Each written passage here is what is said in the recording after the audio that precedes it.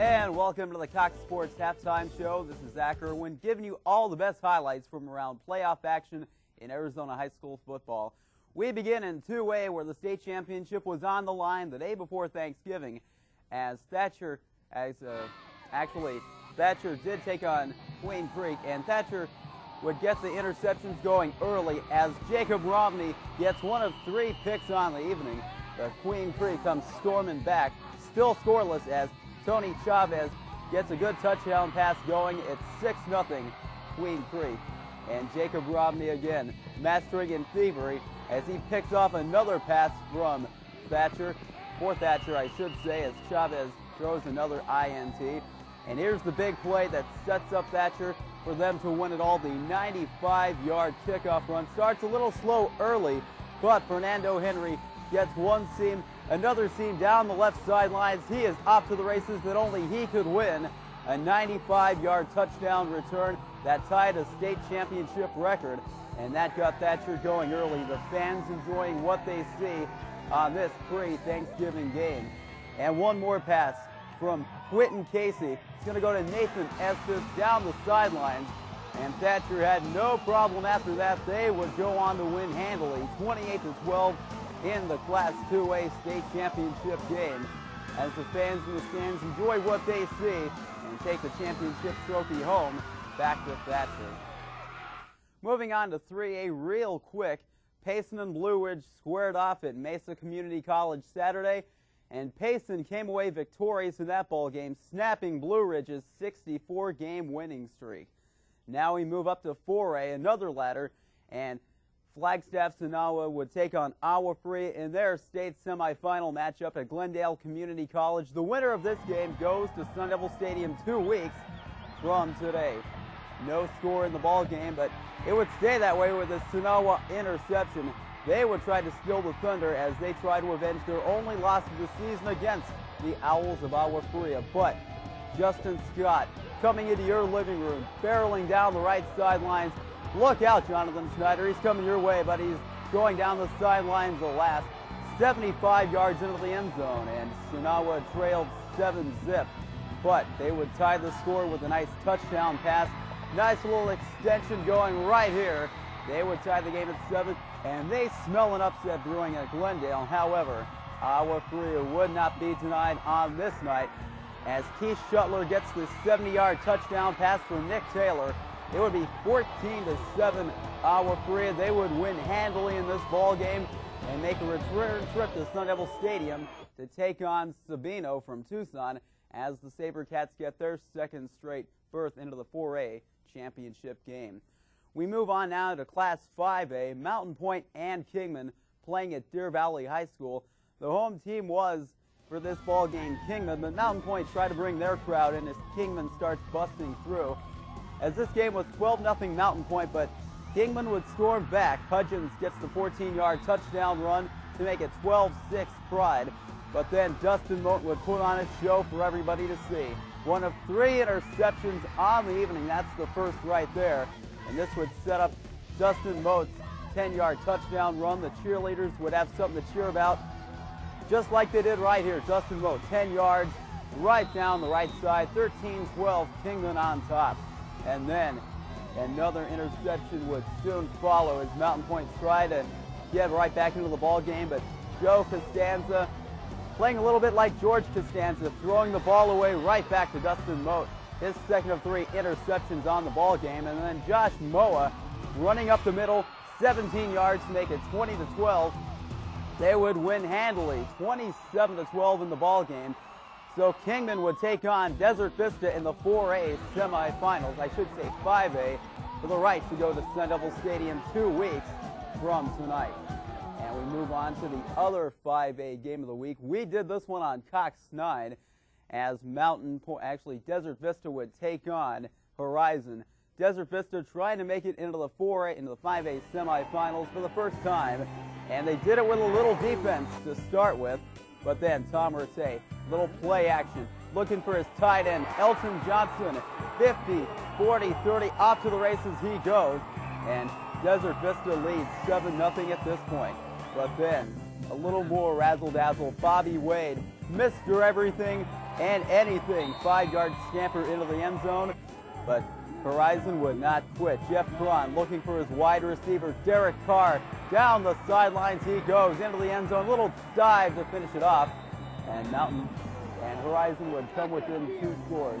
Horizon still trying to fight their way in. Anthony Fulcher, their star tailback, gets a good 35-yard touchdown run, breaking tackle after tackle. And one more for good measure as he gets in there to cut the lead to 10 points. But too much Desert Vista, folks. I mean, they are just way tough. As Tommy Tilford gets his way in, 60 yards for another touchdown. And Desert Vista rolls in this ball game, 43-33. The Thunder of Desert Vista takes on Kingman in the 5A Final Four of high school football. And that's going to do it for this edition of the Cox 9 Halftime Show. We had a lot of good football to show you, and we hope to see you at another high school playoff game real soon. On the road to Sun Devil Stadium is where we will be as we bring you Mountain View and Brophy from Dodson High School. Till then, take care and have a good week, everybody.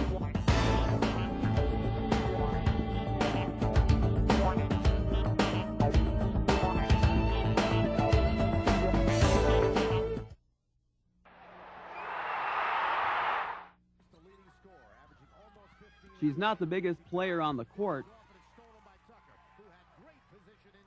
not the quickest player on either team. But one thing Natalie Tucker can do is play the game of basketball. The 5'9" redshirt sophomore from Georgetown, Texas is one of the main reasons the Lady Devils are off to a quick start. Tucker starts at point guard and leads the Devils in assists, steals, and free throw percentage. She's second on the team in minutes played and is tied for third in scoring while shooting 50% from the field. For some, Natalie's success has been a big surprise on the court, but not to head coach Charlie Turner-Thorne. I knew that she was a top 20 point guard. And so for me, I totally expected her to do everything that she's been doing. And, you know, actually, I guess I maybe thought that it might take a little longer for her to get the rust off because when you sit out a year, you really do kind of get out of sync a little bit. And so she's maybe, you know, surprised me a little bit that way. But I really expected her to be a great Pac-10 point guard. Tucker was originally recruited by Turner-Thorne out of high school. She chose to enroll at Texas A&M, where her sister played. When Turner-Thorne got the job at ASU, Tucker decided to transfer to Tempe. It's hard to sit on the bench and watch and think about what you'd be doing if you were out there. So I think I learned a lot from that. You do see the mistakes everyone's making more, and sometimes you judge a little more critically than maybe you would if you were out there. So you kind of have to watch that, because it's harder being out there actually in the game than it is watching and saying, well, I would do this or that if I was out there. The pairing of ASU and Tucker has been a match made in hoops heaven. Natalie has provided stability at the point for a young team learning to win on the Division I level. She's also brought an offensive spark to the position. She's so consistent in every area. You know, she does it. You look at the stat sheet at the end of the game, and it's not just assists, it's not just points, it's rebounds, it's steals. I mean, she's doing it in every category statistically, consistently. I've never really been one to take most of the shots or anything like that. I really don't think that's my role on this team. You know, I'm more of like the floor leader and, you know, just trying to get everyone to their positions. But if I'm open, I want to be able to be a threat. As the tough Pac-10 season approaches, the Sun Devils will have to raise their game another level to be competitive. If they take their cue from Natalie Tucker, they could be a dark horse contender for postseason play. Zach Irwin, Cox 9 Sports. Okay. Let's see, what would Yeah, welcome to the Cox Sports Halftime Show. My name is Zach Irwin. We'll get you some of the highlights in just a moment. The 4A game of the week by far, Cactus versus Agua Fria. The winner of this game would go on to win the West Region Championship and make it to the playoffs as the #1 seed in the state. We pick it up with Bobby Taylor to Shetler into the end zone, and then for Cactus, Jonathan Stoner rumbles into the end zone for the score. Game tied 7-7. Iowa Free would come back to reclaim the lead on Jeff Drunansky's touchdown rumble into the end zone, 14-12. It would be tied 20-20 at the half, but it would be all Cactus in the second half. Jonathan Stoner looking for a wide open Ed Grigsby on a fade route. That would give Cactus a 27-20 lead. John Stoner would have his third touchdown run on the night as Cactus routs Iowa Free at 41-20. The Cobras win the West Region Championship and are the #1 seed going in to the 4A playoffs. Moving on now to 5A, two key games. One for Trevor Brown and for South Mountain as they hooked up on Friday night at Trevor Brown. And Trevor Brown looking to get all fired up for this game, as you'll see very shortly, as South Mountain tried to make something happen, and they did early on with this interception early on the deflected pass. South Mountain, on the other hand, would not get anything going offensively on this night as the Bruins get going and get fired up, as McGee would run on a touchdown. That would give the Bruins a 7-0 lead, and then Jeff Howard rumbling into the end zone, and the route would be pouring on. And here's the big pass. Jeff Howard looking into McGee one more time into the end zone. The out, and the Trevor Brown Bruins go on to win big in this one, 41-0 the final there. And big crowd on hand and the big cheer squad making everything happen. As we move on to the big game of the week in 5A, St. Mary's and Brophy, the Catholic battleground of Phoenix College. It was going to be a war as St. Mary's was long and faithful. And here's what happens. Bobby Thompson to Bobby Carrillo, a nice fade route. And this sets up the big touchdown run by Nate Swenson, rumbling in 4 yards for the score. That would make it 21-7, St. Mary's on top. And then late in the game, Carson Bradley for Brophy is trying to make something happen. Instead, Ron Bruce with the interception, and that would seal the deal for the Knights of St. Mary's. They go on to win the game, 21-7 the final, and look at those fans enjoy everything in sight. Well, that'll do it for this edition of the Halftime Show. My name is Zach Irwin. We hope to see you out at a high school football game near you. Until then, have a good one and take care. The Coyotes knew what they had to do today in Game 6 against Detroit. Play smart and stay out of the penalty box. Good plan, but it doesn't always work as the Red Wings used 4 power play goals on their way to winning this game. And the fans came out to play, and so did the Coyotes early on. First period, no score. Rick Tockett gets it to Jeremy Roenick. He lights the lamp for a 1-0 Coyotes lead.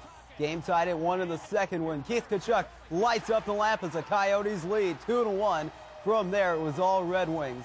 And thanks to some bad penalties, the Wings go on the power play. Brendan Shanahan with the goal, his second. Detroit leads 3-2. Late in the second period, the Wings get a lucky bounce. Jimmy Waite does not, off his skate, bounces into the goal for a Wings 4-2 lead. Brent Gilchrist finishes off the job as the Wings win the game 5-2. They eliminate the Coyotes. The Octopus live on here at the arena, and Mike Gartner's game, this could be his last in the NHL. Frustrating in the first round, getting knocked out again, you know, and they just didn't do it.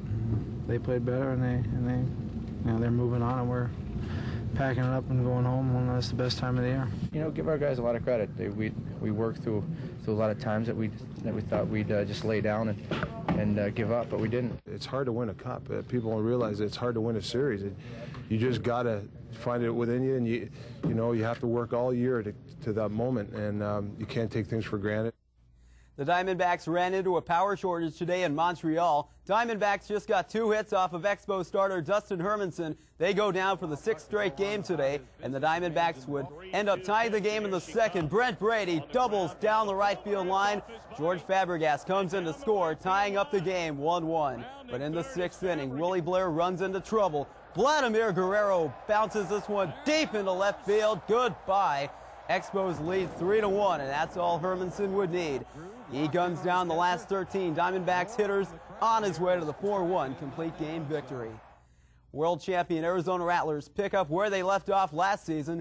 playing the Iowa Barnstormers today as the Rats open up the season down in Iowa. Rock and roll football is back. First quarter, here comes Hunky Cooper. Hunky off to the races, off the screen. Here he goes, running over the kicker as the Rattlers go up 7-3 in this wild one. Cedric Bonner in the second quarter to Calvin Schexnayder for the 5-touchdown game for Schexnayder as the Barnstormers couldn't stay with him in the third quarter. Bonner shakes off again into the end zone. Rattlers win 61-40, opening the season. Bulls take out the Hornets in game one of their series today. Houston down in Utah in game 5. Loser heads to the golf course. The Rockets are an old team playing without superstar Charles Barkley. Here's Karl Malone, good in the foul. He gets 2 of his 31 points and 15 rebounds. The Rockets try to hang close, but Malone and the Jazz run away with it. 84-70 the final. The Jazz meet San Antonio in the second round. Clyde Drexler heading out of the sunset and coaching the Houston Cougars next season. Game 5 between the Knicks and the Heat. No Patrick Ewing, no Alonzo Mourning or LJ, but here's the steal, Anthony Bowie, and here's some Allen Houston action on the slam dunk. Houston with his 30 to lead the Knicks. John Starks way downtown for a 3, good. And Starks chipped in with his 22 on the afternoon of the fourth. Charles Oakley lays it up and gets laid down. Didn't matter, however. The Knicks pull off the easy win, 98-81. They'll play the Pacers in round number 2. And in golf, David Duval came to play today in the final round of the Houston Open. Duval on his game as he fires an 8 under 64, blowing past third-round leaders Jeff Maggart and Dan Forsman. Duval on 15 for the Eagles sticks it in, and then on 18, he needs this putt right here, and he nails it on the way, finishing at 12 under, 1 shot ahead of Maggart. Finally, the California 500 in Fontana, Bill Elliott involved in another scrum. Elliott's car catches fire. He was taken to the hospital for precautionary x-rays, but in the end, Mark Martin rolls to his 3rd win of the season. Jeremy Mayfield finishes 2nd. Here come the numbers on a roll.